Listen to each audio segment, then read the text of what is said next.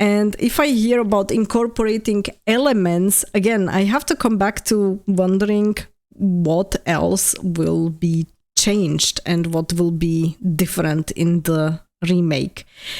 And that brings me also to another question. What will happen with the original game that's currently, of course, still available?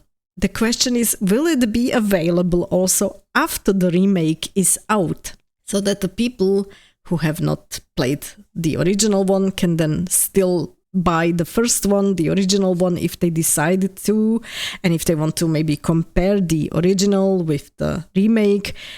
I am just wondering, because we have also seen a couple of times when there have been any like remakes of games that the original was suddenly no longer available.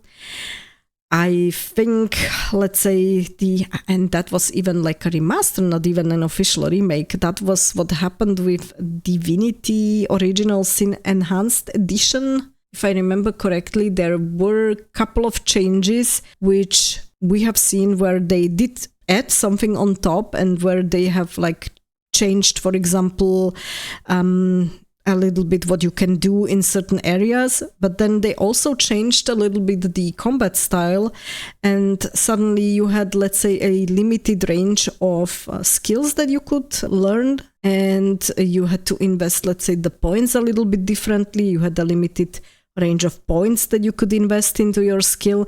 So there was a change already in the enhanced edition compared to the original, and then once the enhanced edition was out, you were no longer able to buy the original version. And that is something where I'm having a big question mark, and I'm a little bit afraid of, because if somebody would rather go back to the original, will it still be available after the remake is out?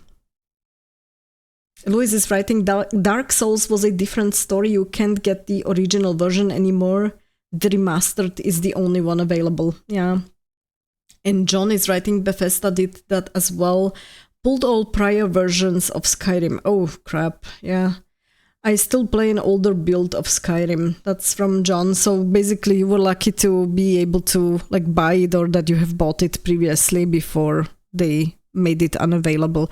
I think that's a pity. I think that's always the problem if you do have a, let's say, remaster or remake or an enhanced edition or whatever you want to call it, that they make the original game unavailable. And I think it's a pity, because it would be good for the people to be able to compare. And some people, like I said, prefer the original one, not the, let's say, new version, even though usually most people do actually buy both. Like it was with the Divinity, as I said, if I would have both available, I would buy both. So I would buy the original, not just the enhanced edition. So yeah, props to GOG. Yeah, I am hoping that they will keep the original game too, but they do have a tendency to keep the older games. So I am hoping that they will keep the original game even if they make the remake. John is saying, I don't think you can get the original Mass Effects either. No, you can't actually. So that's why I was also a little bit unhappy when I switched the PCs and the accounts.